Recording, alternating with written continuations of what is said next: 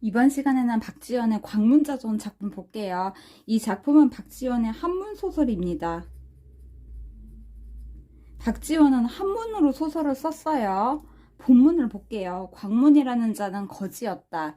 광문이라는 사람이 있어요. 거지였다. 하층민이었다.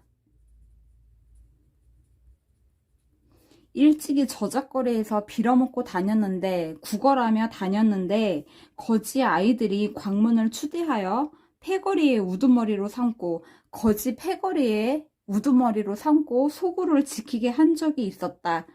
소구를 지키게 한 적이 있었다. 광문이가 하는 일이에요. 광문. 소구를 지킨다. 하루는 날이 몹시 차고 눈이 내리는데 날이 춥고 눈이 내려요. 겨울이에요. 거지 아이들이 다 함께 빌러 나가고 구걸하러 나가고 그중 한 아이만이 병이 들어 따라가지 못했다. 그러니까 지금 소굴에 이 병든 아이 그리고 광문 이렇게 둘이 남아있는 거예요. 이 한 아이가 따라가지 못했다. 그래서 둘이 남아있다. 조금 뒤 그 아이가 추위에 떨며 숨을 몰아쉬는데 그 소리가 몹시 처량하였다. 아픈 소리예요. 그래서 그 소리가 처량하였다. 광문이 너무도 불쌍하여 광문은 성품이 인간애가 있어요. 인간애가 있어서 그 아이가 너무도 불쌍하여 몸소 나가 밥을 구걸하여 왔는데 병든 아이를 먹이려고 보니 아이는 벌써 죽어 있었다. 거지 아이들이 돌아와서는 광문이 그 애를 죽였다고 의심하여 여기 볼게요. 소굴에 광문, 그 애 이렇게 둘이 있었어요. 근데 그 애가 죽었죠.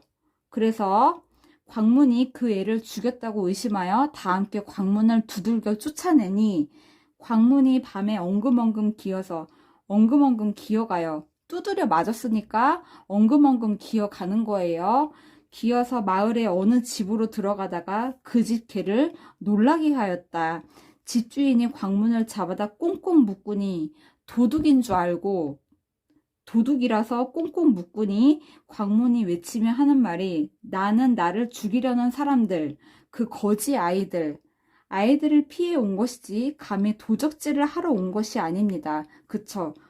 광문은 도둑이 아니에요. 도둑이 아닙니다. 영감님이 믿지 못하신다면 내일 아침에 저자에다가 알아보십시오. 하는데 말이 몹시 순박함으로 말이 순박해요. 말에서 느껴지는 그 순박함이 있었다. 그래서 집 주인이 내심 광문이 도둑이 아닌 것을 알고서 새벽녘에 풀어주었다. 광문이 고맙다는 인사를 하고는 떨어진 거적을 달라 하여 가지고 떠났다. 떨어진 거적. 이게 왜 필요한지는 다음에 나와요. 집 주인이 끝내 몹시 이상히 여깁니다. 떨어진 거적을 달라고 한 게 이상해서 그 뒤를 밟아 광문이를 멀찍이서 바라보니 거지 아이들이 시체 하나를 끌고 수표교, 다리 이름이에요. 이 다리에 와서 그 시체, 죽은 아이의 시체를 다리 밑으로 던져버리는데 여기 볼게요. 그 거지 아이들이 시체를 다리 밑으로 버립니다. 시체를 그냥 버려요. 매정한 모습이에요. 매정하다. 근데 광문이는 어떡하냐? 광문이는 다리 속에 숨어 있다가 그 떨어진 거적으로 그 시체를 싸줍니다. 싸준 다음에 가만히 짊어지고 가서 서쪽 교회 공동묘지에다 묻어줍니다. 묻고서 울다가 중얼거리다 하는 것이었다. 묻은 다음에 장례를 치러주는 거예요. 중얼거린다. 장례를 치러주었다. 여기 보니까 거지 아이들은 그냥 시체를 밑으로 던져 버렸어요. 버렸다. 매정하다. 근데 광문은 어떻겠냐. 떨어진 거적으로 시체를 싸 주었고요. 묻어 주었고 장례까지 치러 주었어요. 광문에 그 따뜻한 인간애가 드러나요. 인간애. 이 작품은 일화, 이런 일화를 통해서 광문의 성품을 드러냅니다. 이에 집주인이 광문을 붙들고 사유를 물으니 광문이 그제야 그 전에 한 일과 어제 그렇게 된 상황을 낱낱이 고하였다. 어제 그렇게 된 상황, 병든 아이가 죽었고 자기가 의심을 받았고 쫓겨났다. 이런 상황을 낱낱이 고하였다. 집 주인이 내신 광문을 좋게 여겨서 데리고 집에 돌아와 의복을 주며 새로운 좋은 옷을 줬어요. 그리고 후이 대우하였다. 먹을 것도 주었겠죠. 옷도 주고 먹을 것도 주었어요. 그리고 마침내 광문을 약국을 운영하는 어느 부자에게 청구했어요. 청구하여 고용인으로 삼게 하였다. 그러니까 광문을 약국, 일자리를 소개시켜 준 거예요. 일자리를 소개시켜 주었다. 이 집주인도 좋은 사람이에요. 좋은 사람으로 옷도 주고 먹을 것도 주고 일자리도 약국으로 소개시켜 주었어요. 오랜 후 시간이 지나서 어느 날 그 부자라고 하면 약국 주인이에요. 약국 주인. 약국 주인이 부자였나 봐요. 이 부자가 문을 나서다 말고 자주자주 뒤를 돌아봐요. 그리고 다시 방으로 들어가서 자물쇠가 걸렸나 안 걸렸나 살펴본 다음 자물쇠를 계속 확인을 합니다. 그리고 문을 나서는데 마음이 몹시 미심쩍은 눈치였다. 자물쇠를 계속 확인하고요. 미심쩍은 눈치였다. 이거는 광문을 의심하는 거예요. 광문을 의심한다. 얼마 후 돌아와 깜짝 놀라며 광문을 물끄러미 살펴보면서 이상하게 살펴보면서 무슨 말을 하고자 하다가 안색이 달라지면서 그만두었다. 광문은 실로 무슨 영문인지 몰라서 날마다 아무 말도 못하고 지냈으며 그러니까 서로 이상한데 아무 말도 안 하는 거예요. 서로 그냥 이상한 채로 지내는 거예요. 아무 말도 못하고 지냈으며 그렇다고 그만두겠다고 말할 수도 없었다. 왜냐하면 직장이니까 그만둘 수도 없었다.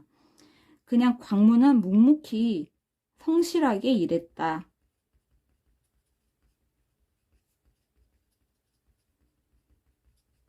지금 상황이 의심받고 있는 상황이에요. 의심받고 있는 상황.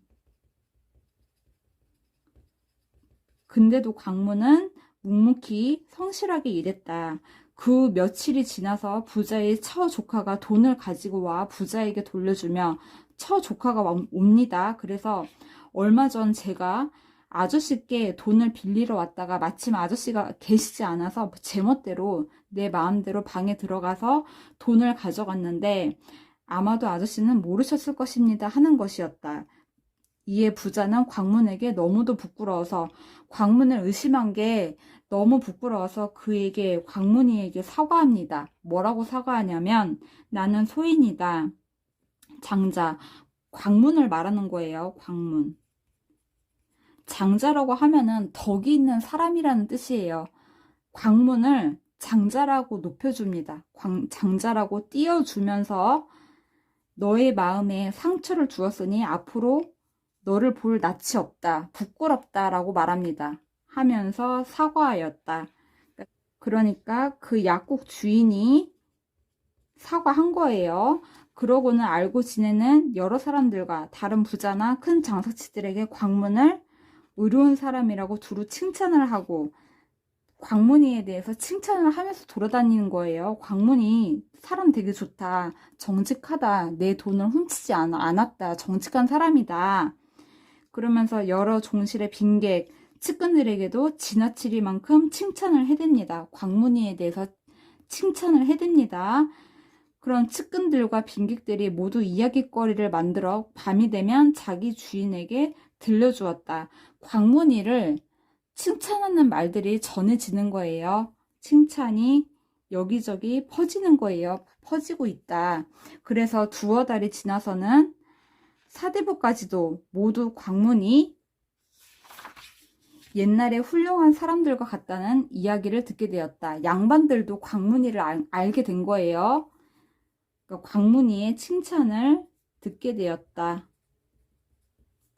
그 사이에 서울 안에서는 모두 전날 광문을 후하게 대우한 집 주인이 현명하여 사람을 알아본 것을 칭송함과 아울러 집 주인도 칭송받고요. 약국 부자도 칭찬을 받습니다.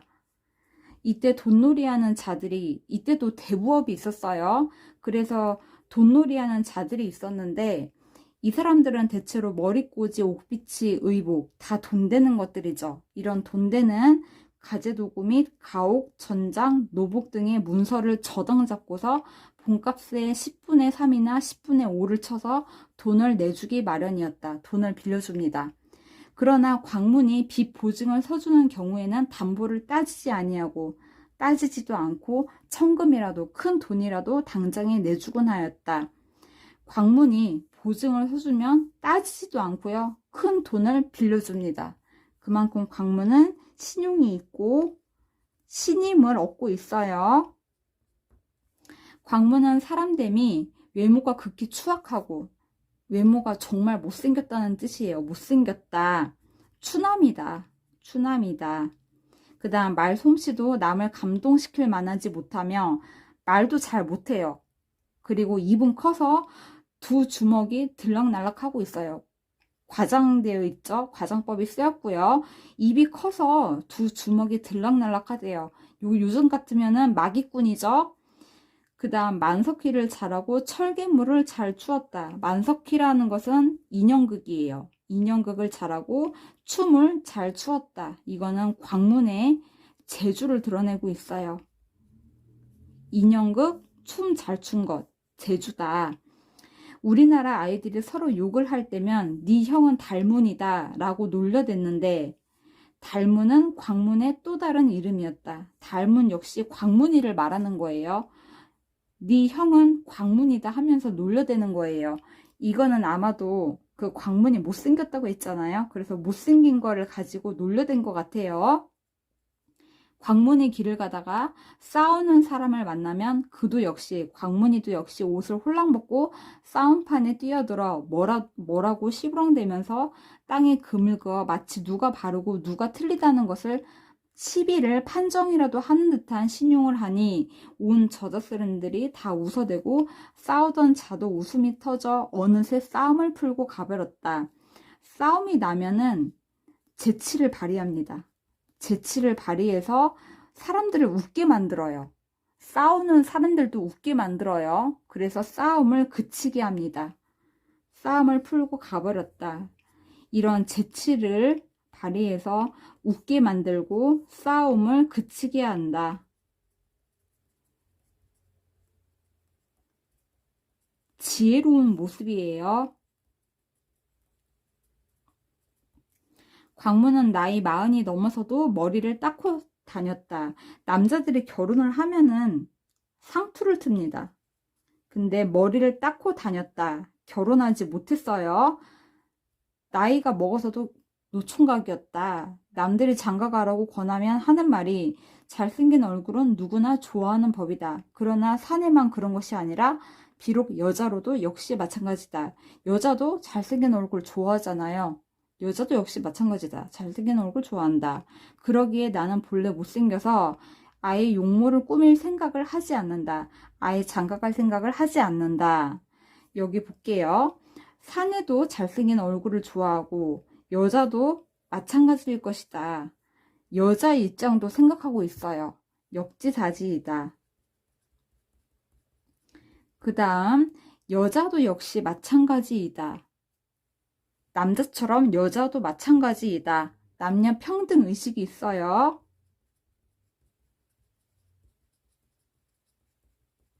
여자의 생각을 존중하고 있어요. 여자도 역시 마찬가지야. 여자의 생각을 존중하면서 남녀 평등 의식을 드러내요. 그러기에 나는 본래 못생겨서 아예 장가갈 생각을 하지 않는다 하였다. 남들이 집을 가지라고 권하면 나는 부모도 형제도 처자도 없는데 집을 가져 무엇하리. 재산에 대한 욕심이 없어요. 더구나 나는 아침이면 소리 높여 노래를 부르며 저자에 들어갔다가 아침이면 저자에 간다. 저물면 그냥 부귀한 집 문간에서 자는 게 보통이다. 이렇게 자유롭게 살고 있다. 어디에 얽매이지 않고 있어요. 서울 안에 집 호수가 자그마치 8만 호다. 내가 날마다 자리를 바꾼다 해도 내 평생에는 다 못 자게 된다. 여기서는 아침이면 저자에 나가고 저물면은 그냥 아무 데서나 자는 게 보통이다. 자유롭게 살고 있다. 서울 안에 명기들이 아무리 곱고 아름다워도 명기라는 것은 유명한 기생이에요.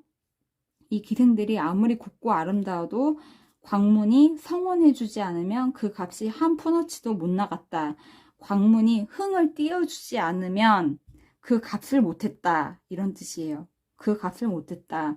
예전에 궁중에 우리마, 별감, 청지기, 그러니까 높은 사람들이에요. 높은 사람들이 옷소매를 늘어뜨리고 운심이라고 하면은 유명한 기생이에요. 유명한 기생의 집을 찾아간 적이 있다. 운심은 유명한 기생이었다. 뛰어난 기생이었다. 대천에서 술자리를 벌이고 검은고를 타면서 운심, 기생이더러 춤을 추라고 재촉해도 운심은 일부러 늦장을 부르며 선뜻 추지를 않았다. 운심이 도도한 모습을 보이고 있어요. 선뜻 춤추지 않았다. 광문이 이 밤에 그 집으로 가서 운심의 집으로 가서 대청 아래에서 어슬렁거리다가 마침내 자리에 들어가 그 술자리로 들어가서 스스로 높은 자리에 앉았다. 광문이 비록 해진 옷을 입었으나 행동에는 조금의 거리낌도 없이 의기양양하였다. 그쵸? 놀 때는 의기양양하게 노는 거예요. 눈가는 짓무르고 눈곱이 끼었으며 추한 모습이에요. 눈곱 끼었다. 추한 모습. 그 다음 취한 척 구역질을 해대고 추한 모습이에요. 헝클어진 머리 추한 모습이에요. 복 상투를 튼 채였다. 외모로는 추한 모습이에요. 온 사람들이 실색하여 놀래서 광문에게 눈짓을 하며 쫓아내려고 하였다. 광문이가 싫은 거예요. 겉모습이 너무 추하니까 광문이를 쫓아내려고 하였다. 광문이 더욱 앞으로 나아가서 무릎을 치며 곡조에 맞춰 콧노래를 부르자 이제 광문이가 흥을 돋우는 거예요. 흥을 돋우니까 운심, 기생이 곧바로 일어나 옷을 바꿔 입고 광문을 위하여 춤을 한바탕 추었다. 볼게요. 광문이가 콧노래를 불러요. 흥을 띄웁니다. 분위기를 띄웁니다. 분위기 메이커 역할을 하고 있어요. 그러니까 기생이 곧바로 칼춤을 한바탕 추었다. 그리하여 온 사람들이 모두 즐겁게 놀았을 뿐 아니라 또한 광문과 벗을 맺고 헤어졌다. 광문이 덕에 여러 사람들이 즐겁게 놀 수 있었다. 그리고 광문도 여러 사람들과 어울려 놀았다. 이런 내용이었고요. 광문을 정리해 볼게요. 광문은 비천한 거지예요. 하층민이지만 따뜻한 인간애가 있으며 정직하고 훌륭한 인품을 지녔습니다. 이 작품은 광문이를 통해서 새로운 시대에 필요한 새로운 인간상을 제시하고 있고요. 새로운 인간상이라고 하면 광문이고요. 위선적인 양반계층을 풍자하고 있습니다. 여기까지 정리할게요.